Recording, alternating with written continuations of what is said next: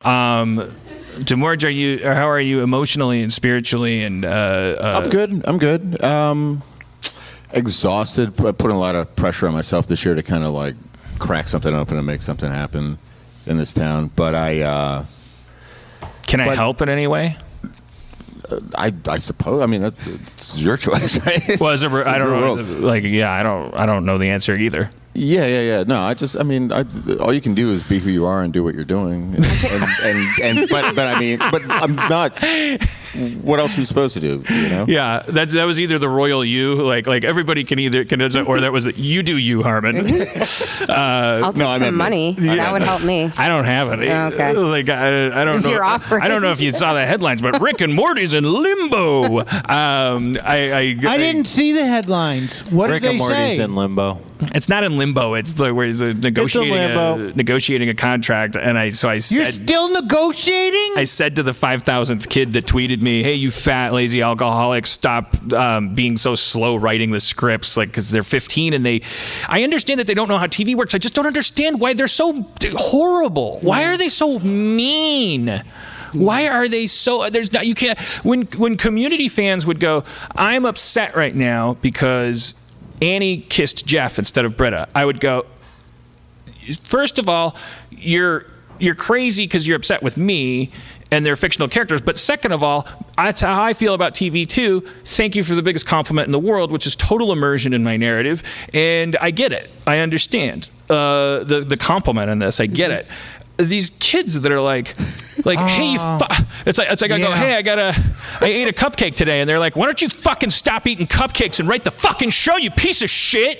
And it's like, what? We skipped the part where you like it, even. Like it's crazy. Clearly, you do, or you wouldn't. Is there a world where that would work? Like a kid would go, will you stop eating cupcakes, and you'd write the script, and they would just write the show even though it hasn't been ordered by the network, which is why now the trades, because now I yelled at a 15-year-old like, it hasn't been ordered. And then so that it's like I can see on the Absolute Vodka sponsored sidebars of like the websites where I'm trying to like procrastinate. It's like I see like my name and I see Rick and Morty thumbnails. I'm like, you did it again. Is there a universe where a kid saying that would make me write a season of Rick and Morty by myself without getting together with Justin? Justin, like, hey Justin, I'm just, you know what? This is taking so long. I'm going to just start writing the show. Because you're going to have to write it anyway. Right, exactly. And you know what? If we have to change it, we'll still have a head start. Fade in. Rick's like, I love inventing stuff. And I was like, yeah, no, I don't see. If there was a world where that was going to happen, I think maybe the kid would be saying something along the lines of, I have Lou Gehrig's disease, and I'd love to see a script of Rick and Morty before I die. And obviously, that's not good. I'm not going to get to see the show. Maybe not. Hey, you piece of shit! You're fat. This is why your wife left you. Like they dig into my personal life. And how, you don't know how TV works, and you don't know what this is. You're 15. So you're supposed to be dumb, but you're not supposed to have this hubris. This is dangerous. I guess this is what all old people have said about young people forever. Internet people are scary, though. We used to get crazy emails at Jezebel. Like, every day it was like... Well, Jezebel terrifies me, so I could see... Yeah, I mean, like, I can't imagine all the time. But people are very bold. That's because, you got to, like, offer to meet them. Spencer's way of putting it, which I thought was very accurate, because it kind of like, it's like the internet has stripped shame from the species, and that has resulted in amazing things, like and evil things. Like it has, you can it's now provided focus and comfort groups for like people with leprosy and stuff, like very serious things, like that people have had to live in isolation from and had terrible stigma about. How could you successfully have raised transgender consciousness without the internet, when the very thing about it that is used to oppress is that there's not strength in numbers. There's not like, you're not going to have 1 million transgender march, and probably people will yell at me for that. But I mean that in a way of saying like we shouldn't have to wait for that, and like it's like that's how amazing the internet is that we can go, oh, there's it doesn't matter, it doesn't have to be mob rule or anything, but it's like, and then the fucking exact same thing happened with Nazis. They're just like, oh yeah, no shame, like no, yeah, like totally, like more than no shame. There's also like an invitation to this myth that like that your every thought is an opinion, and every opinion matters and should be amplified. Because there's always a cursor. It's just it became free. It went from being this expensive technology that Gutenberg developed on the set of Cocoon, and my references are getting so older than the first Gutenberg. It was it was like lasers to have to print a newspaper or leave a comment on something, and then it became like.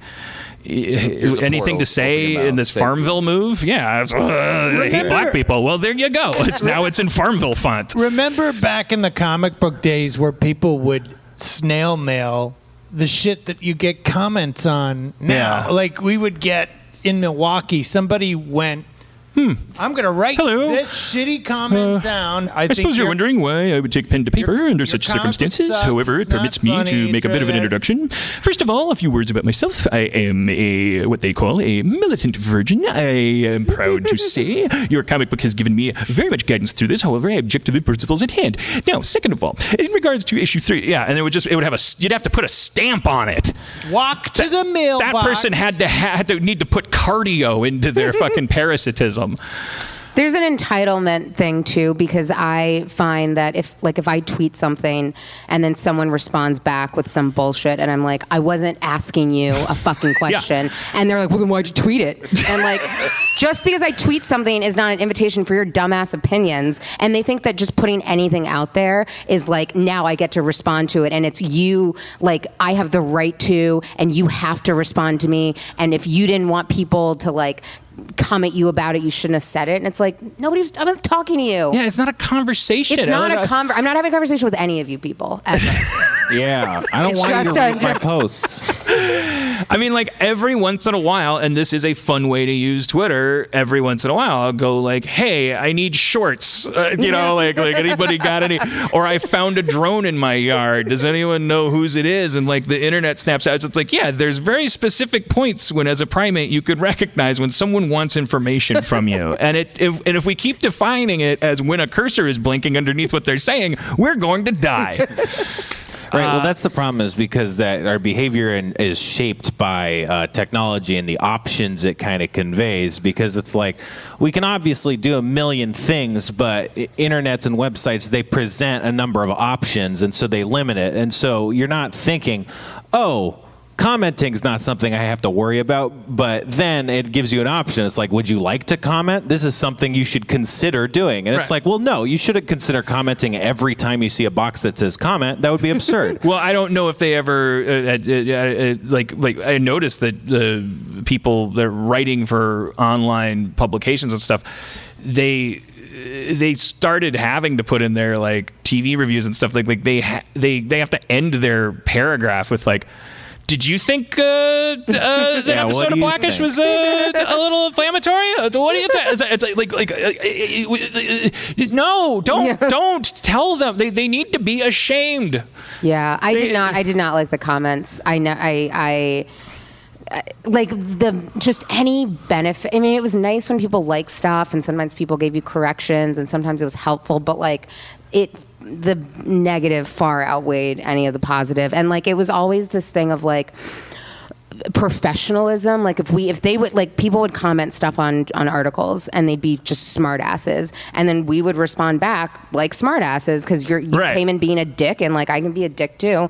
And then they're like, well, this is really unprofessional. Right. And it's like, you just called me stupid. Also, I don't work for or with you, and this is not a service. So there's no professionalism to be had between you and I, because we're like, it's me and my coworkers, and I'm not providing a service to you. We're just putting this shit out there, and you're choosing to read it. And like, I just, if we could have, every day I would ask our editor, like, it became a joke where I was like, can we get rid of the comments today? Can we get rid of the comments? I'm like, no, if we get rid of the comment section, then we're competing with websites that have comment sections. And there's a certain, I don't know who the fuck these people are, but there's a sizable percentage of the audience that like they like to comment. Yeah. So if Jezebel removes their comment section and Hezebel doesn't, Hezebel I guess gets that 10%, 20% of readers. And so we're terrified. But then, and oh man, I mean, this is how like journalism seeing the internet and going, what do we do is the whole reason why we're in everything right now. Because instead of going, we need to double down on journalistic standards and like basically elitism. Because I'm sure we sound like elitists right now to somebody who's like, I leave a lot of comments. What makes you so better? Aren't you? Isn't Kara's job to comment on society? And then I leave a comment under her comment on culture, and like now I'm an asshole because I'm just a plebe. Well, I guess part of me wants to just go, yeah, let's end that argument. You are a plebe. Like your fucking thought process is horrible. Like you didn't want to spend any more than the 3 hours it took you to write these 2 paragraphs about like how she's technically being unfair. It's like you don't really hurt as much for this as the person you're commenting on does. So yeah, elitism, I guess. But like, well, they're doing work. You commenting isn't it wasn't, it's not like it just came to mind. It's like I wrote something, I spent time on it, someone else read it, it was checked. Like I was doing something. Yeah. And that's but you and I agree that even on Twitter where we're not doing work, if true. I'm just like, hey, I don't like banana splits. Here's the replies I enjoy. A smart, fun person saying, like, banana splits are the blank of blank. Like maybe it's a swing and a miss, but it's like they tried, and it's like they're yes-anding. They're not. Here's the ones I don't like. They're technically not banana splits. That's a fallacy or whatever the fuck. Haven't you tried the banana split at the other place? Or like just repeating the joke. Like I can't give an example of that because I don't like banana splits isn't a joke. But like where they just like repeat it, and it's like it makes you wonder if like they knew so what do you think I am? Do you think I'm just a guy just like making noise? And now you're making a joke. I put a flow chart. I pinned it to my Twitter profile. I graphed it out where you can walk through it. If you read a tweet, you can walk through the flow chart when deciding whether or not you should reply, and it's pretty well thought out. If I do say so myself. How long did it take you to make the flow chart? I'm not going to comment on that until I turn the script in. But it's like, and then I posted it. I was like, there we go. That's good. Then like I don't have to get mad at people anymore because I can, if anything, I can just reprint the flowchart. Everybody looked at the flowchart, and because 80% of the people were like, how do you know when you finish?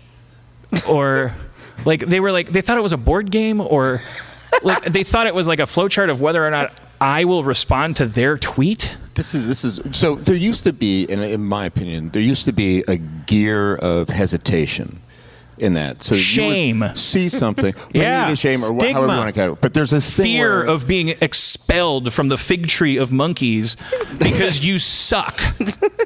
Fear of that. The reflex and the opinion are not the same thing. So you have a reflexive action or a response to something, and there used to be a check that sort of said, all right, let me just be ashamed for not just a respond second right away. Let this opinion form. Let me think about what, and then if it became something that you had solidified, you would post that. If there was enough base but now to overcome the shame acid, you had a milkshake. Yeah, that sort of gag reflex is gone, and now people just kind of go like that right away. Yeah, here's something that is in my head, and it's like and you can never again. You can't say to the person like, well, you don't even know how to spell, and you're like yelling at me. That's long gone. We're in the middle of an anti-intellectual revolution. The president is like, he spells cats dogs. People don't read anything also is something I've learned, because I would get comments and it's like they're commenting on something. I'm like, it is literally in the thing I just wrote, Right. but you made it halfway through and then you got pissy and then you went in and left a comment, and if you had just finished reading the fucking article, the exact question that you have was answered. And I mean, even with Twitter, I feel like people, like, I'll get responses, I'm like, are you understanding what I just said? I don't think you're understanding this, or you're not reading this clearly. People, and the irony is that underneath it all, people just want to be heard and connect, but they can't then turn that into empathy and go, oh, I guess that's how everyone feels, so maybe don't, like, go into this YouTube video of someone's daughter doing ballet and go, she looks a little fat. Like, because the reason you're saying that is that that's your pirouette. Like, that's you wanting praise on a YouTube video from your dad that doesn't exist. And it's like, it's insane that you can't, anyways, let's do this just to save you guys from my maelstrom. What's good about the modern world? What do we like about it? It used to be worse in some ways. Yeah. You see those beer bottles that the mountain turns blue if it's cold? Holy shit. That's the perfect temperature to drink beer.